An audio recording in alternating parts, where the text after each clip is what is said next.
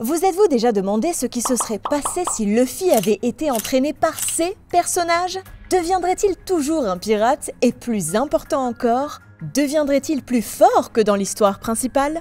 Par exemple, si Luffy était entraîné par Dragon, beaucoup de choses intéressantes se produiraient. Ok, pour commencer, je vais supposer que Luffy est resté avec Dragon depuis sa naissance et qu'il n'a jamais été envoyé au village de Fushia. Cela signifierait qu'il n'a jamais rencontré Garp, Ace et Shanks, mais plus important encore, cela signifie aussi qu'il n'a jamais mangé son fruit du démon. Au lieu de grandir avec des bandits de montagne, Luffy grandirait entouré de membres forts de l'armée révolutionnaire comme Ivankov, Kuma, Karasu et d'autres commandants.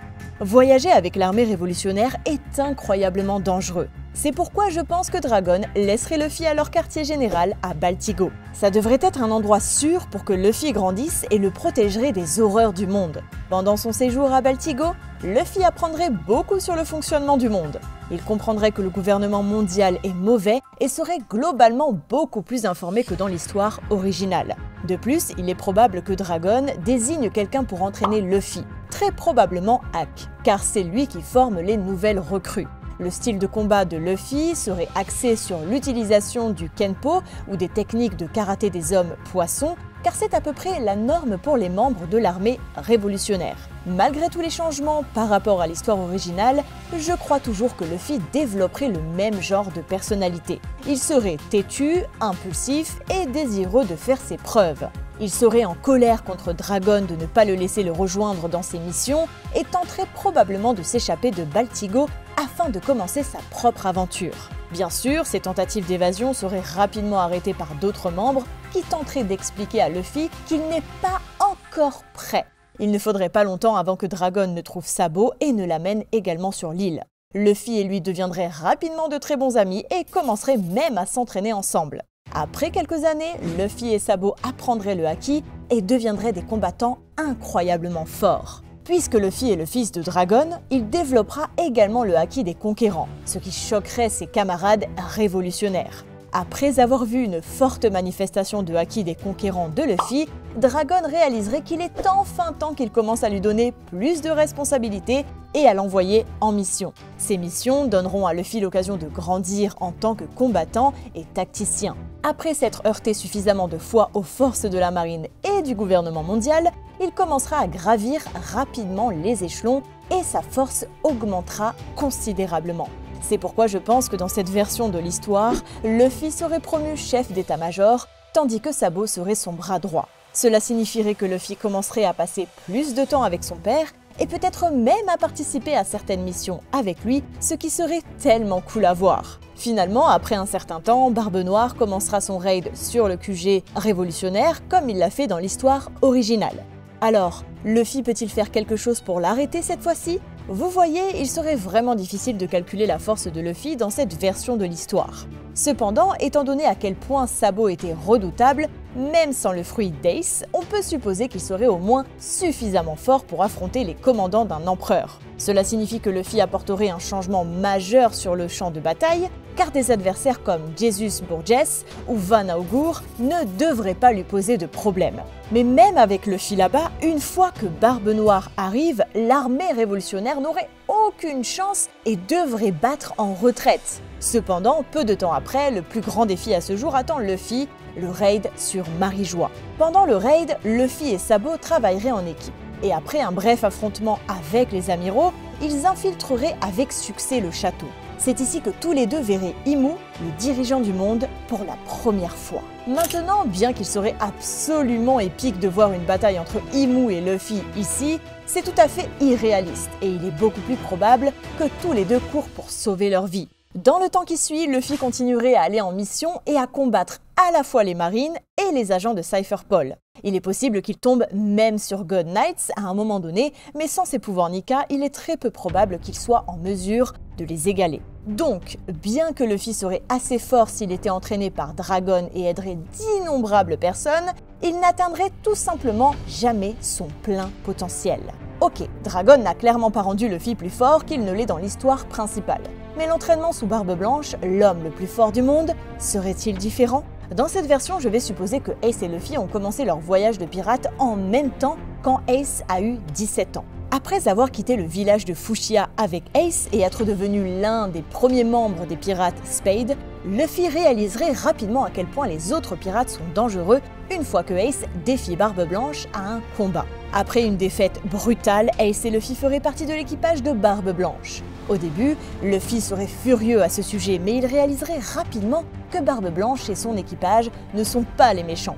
Au cours des prochains mois, Luffy développerait des amitiés avec de nombreux personnages sur le navire et demanderait à Barbe Blanche de l'entraîner afin de devenir plus fort. Bien que Barbe Blanche refuserait au début car il a des choses plus importantes à faire, il verrait quelque chose en Luffy et finirait par accepter de montrer au garçon quelques petites choses. Avec Barbe Blanche, cette version de Luffy a de fortes chances de réaliser son potentiel réel, car il peut s'entraîner avec un large éventail de personnages très forts comme Marco ou Vista. De plus, avec autant d'utilisateurs de fruits du démon avec qui interagir, Luffy apprendra à faire ressortir le vrai potentiel de ses fruits. Pour être honnête, je pourrais facilement voir Luffy développer à la fois son Haki et ses gears 2 à 4 assez rapidement, ce qui le rendrait beaucoup plus fort qu'il ne l'était dans l'histoire originale à ce moment-là. De même que dans la version canon, Barbe Noire trahirait bientôt l'équipage et assassinerait Thatch, ce qui inciterait Ace à aller le chercher. Cependant, cette fois, Luffy se porterait volontaire pour accompagner Ace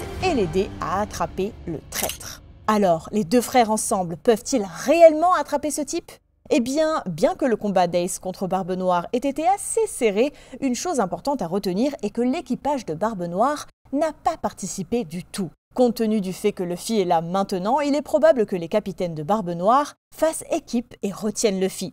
Cela signifie que Ace serait capturé quoi qu'il arrive et que Luffy passerait les mois suivants à s'en vouloir de ne pas avoir été assez fort pour l'aider. Sentant ses faiblesses, Luffy supplierait Barbe Blanche de l'entraîner davantage et il obtiendrait exactement cela. Déterminé à récupérer l'un de ses fils, Barbe Blanche attaquerait certainement Marineford dans cette version de l'histoire également. Maintenant que Luffy connaît le Haki et maîtrise son fruit du démon, la guerre irait certainement beaucoup mieux pour les pirates de Barbe Blanche, n'est-ce pas ? Eh bien, pas exactement. Vous voyez, à ce stade de l'histoire principale, Luffy avait beaucoup d'alliés d'Impel Down avec lui, comme Ivankov, Crocodile et Jinbei.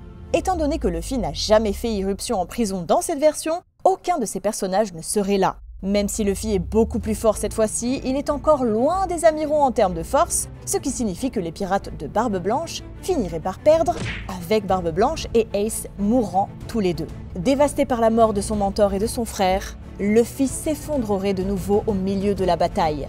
Mais Shanks arriverait juste à temps pour mettre fin à la guerre personnellement. Après la guerre, Luffy traverserait la même phase déprimante qu'il a traversée dans l'histoire principale, se blâmant pour la mort de Ace et de Barbe Blanche, et pour ne pas être assez fort. Heureusement, il obtiendrait l'aide dont il a besoin de tous les membres de son équipage et se remettrait rapidement sur pied.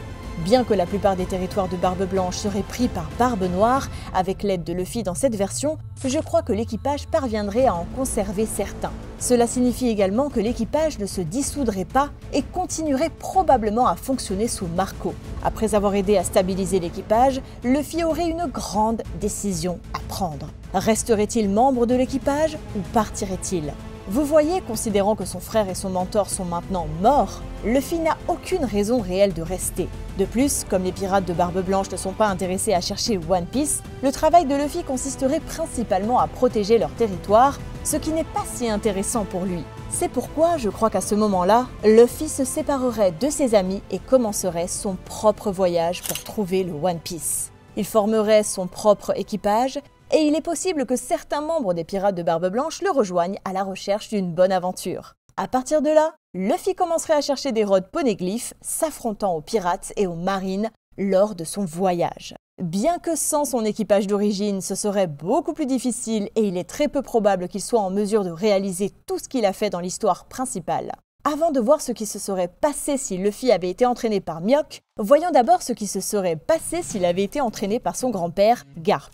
S'entraînant sous Garp, Luffy passerait son temps à effectuer diverses tâches ennuyeuses au cours de ses premiers entraînements, comme l'a fait Koby. Cependant, avec le temps, Garp intensifiera son entraînement et Luffy finira par s'entraîner en frappant d'énormes navires marins. Ce genre d'entraînement l'aidera à développer son Haki dès son jeune âge et le rendra beaucoup plus fort qu'il ne l'était lorsqu'il a commencé son voyage dans l'histoire originale. Être élevé par Garp en tant que marine fera également de Luffy une personne plus obéissante, ouverte à l'apprentissage des autres et au suivi des ordres. Compte tenu de la façon dont les marines reçoivent une formation pour manipuler à la fois les armes de mêlée et les armes à distance, Luffy pourrait finir par acquérir des techniques sur la façon de manipuler les épées et d'utiliser les armes à feu. Et le fait que Luffy soit encore un enfant ne rendrait pas Garp plus facile pour lui, car même dans l'histoire principale, il a mis Luffy dans des situations vraiment dangereuses. Compte tenu de la force de Koby qui s'est entraîné sous Garp pendant seulement 2 ans, si Luffy était entraîné par ce gars pendant toute son enfance, il serait une bête absolue. Son Haki des rois sera considérablement plus perfectionné à un jeune âge et il apprendrait même le Haki d'armement avancé beaucoup plus rapidement. Une autre chose importante est qu'il serait constamment entouré de certains des combattants les plus forts du monde, comme Sengoku, Kong et les amiraux. Kuzan accepterait probablement d'enseigner au garçon quelques astuces lui-même par respect pour Garp. Au début, Luffy ne verra pas beaucoup d'action au cours de sa formation initiale. Il est clair que Garp ne lui donnera que des missions faciles pour s'assurer qu'il est prêt à affronter des adversaires plus sérieux. Ces missions verraient probablement Luffy affronter certains des équipages pirates d'East Blue, comme les pirates d'Arlong ou les pirates de Baggy. Ces tâches seraient évidemment assez faciles pour lui, et il gravirait rapidement les échelons, finissant par obtenir le titre de capitaine. Bien que le capitaine soit un rang décent au sein des marines, Luffy ne resterait pas longtemps dans ce rôle, car sa force et son haki incroyable le feraient rapidement remarquer par les supérieurs. Vous voyez, même des gens comme Smoker ou Momonga ont réussi à atteindre le statut de vice-amiral et nous savons pertinemment qu'ils ne sont pas si forts que ça. Compte tenu des pouvoirs de fruits du démon de Luffy et de l'entraînement acquis qu'il a reçu de Garp, je peux facilement le voir devenir le plus jeune vice-amiral de l'histoire. Être promu comme ça permettrait à Luffy de se faire rapidement un nom avec de nombreux pirates puissants à travers le monde apprenant à son sujet. Compte tenu de sa force, aucun des pirates les plus faibles n'oserait le défier et fuirait instantanément le champ de bataille après l'avoir vu. Il est très probable qu'il hérite même du titre de héros des marines de Garp en effectuant diverses tâches pour le gouvernement mondial et en aidant de nombreuses personnes innocentes. Et bien que tout se passe à merveille pour Luffy jusqu'à présent, sa vie en tant que marine ne sera pas si excitante. Réfléchissez-y. Cette version de l'histoire ne mènera probablement pas à la dissolution du système des seigneurs de guerre, car les chapeaux de paille ne sont pas là pour découvrir les plans de Doflamingo. Une autre chose est que les marines ne sont pas autorisés à combattre les empereurs la plupart du temps. Sans empereur ni grand corsaire à combattre, les missions de Luffy consisteraient principalement à vaincre des pirates faibles ou à protéger des dragons célestes. Donc, pour que Luffy affronte des ennemis plus forts, je pense qu'il est sûr de supposer qu'il rejoindrait le Sword. Rejoindre le Sword semble également être quelque chose que Luffy aimerait faire, car il serait en mesure de faire beaucoup plus de bien qu'auparavant. Pourtant, sans son équipage, il est très peu probable que Luffy engage un empereur, tout simplement parce qu'il n'aurait aucune chance seul. Quelques années plus tard, une fois que Luffy a 19 ans, le même âge qu'il a après l'ellipse, il deviendrait le capitaine de l'épée et l'un des membres les plus influents aux côtés de Garp. Il est probable qu'il développerait encore plus son haki et son fruit du démon pendant cette période, ce qui ferait de lui l'un des marines les plus forts du monde. Cependant, malgré cela, il ne serait pas aussi fort que lui-même dans l'histoire principale pour cette seule raison. Vous voyez, dans l'histoire principale, Luffy combattait constamment de nombreuses personnes qui étaient clairement plus fortes que lui, comme Doflamingo, Big Mom ou Kaido. Ces combats ont poussé ses compétences à leur limite absolue, ce qui lui a permis d'évoluer et d'adapter rapidement son style de combat, ses capacités de fruit du démon et son haki. Étant donné que dans cette version de l'histoire, Luffy n'a pas vécu toutes ces expériences de mort imminente, il n'y a tout simplement aucun moyen qu'il soit aussi fort qu'il l'est actuellement. Il pourrait devenir plus fort un jour s'il finit par se heurter aux empereurs de la mer, mais la chance qu'il parvienne à atteindre Gear 5 dans ce scénario n'est pas très grande. Et enfin, voyons ce qui se serait passé si Luffy avait été entraîné par le plus grand épéiste du monde, Dracul Mihawk. Aussi peu probable que cela puisse arriver, si Luffy était entraîné par Mihawk, il y a de fortes chances qu'il surpasse toutes les autres versions de lui-même. Je veux dire, imaginez simplement combiner les capacités de fruit du démon de Luffy avec la folle maîtrise de l'épée de Mihawk. Il serait imparable.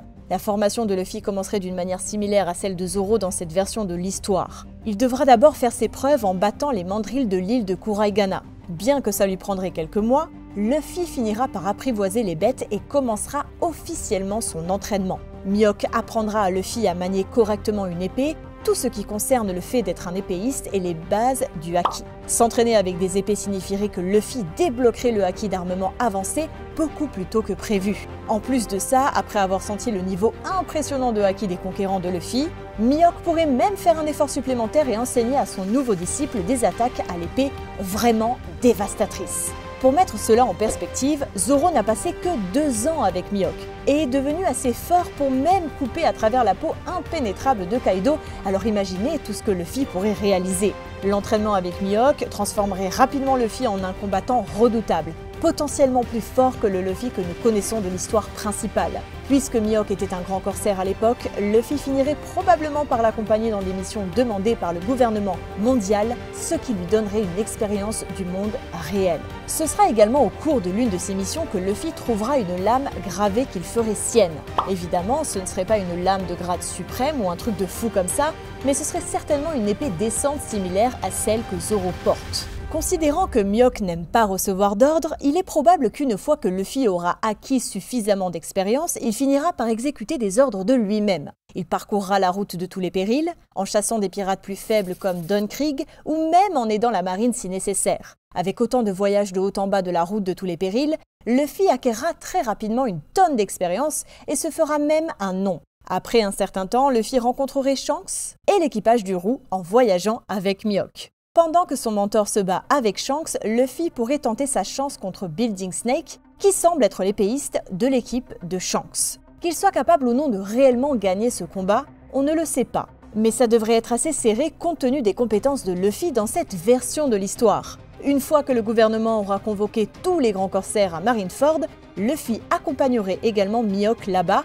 où il aurait la chance de combattre certains officiers de l'équipage de Barbe Blanche comme Vista ou Jozu. Ces combats pousseraient Luffy à ses limites, mais il apprendrait aussi beaucoup d'eux. Au moment où Luffy aura le même âge que lui-même dans l'histoire principale, il serait encore plus fort que Zoro, puisqu'il a passé la majeure partie de sa vie à s'entraîner personnellement sous Mihawk. Après avoir appris tout ce qu'il peut de Mihawk, cette version de Luffy se donnerait pour mission de défier autant d'épéistes puissants qu'il pourra en trouver. Son voyage le mènera finalement à Wano, où il apprendra les origines des plus puissantes lames du monde de One Piece. Là-bas, il défierait probablement des samouraïs et mettrait la main sur des lames de grade supérieur vraiment puissantes. Après avoir parcouru les 4 mers et amassé une collection d'épées puissantes, Luffy retournera vers Mihawk avec une lame devenue noire à cause de la quantité de haki imprégnée. Finalement, plusieurs années plus tard, cette version de Luffy pourra potentiellement battre Mihawk et devenir le plus grand épéiste du monde. Compte tenu de la puissance de haki et des épées dans le monde de One Piece, on peut facilement supposer que cette version de Luffy a le potentiel d'être clairement le personnage le plus fort de la série, peut-être même plus fort que lui-même dans l'histoire originale. Mais vous êtes-vous déjà demandé à quel point des personnages comme Roger ou Mihawk seraient forts s'ils avaient des fruits du démon? Cliquez sur cette vidéo pour le découvrir. C'est assez fou.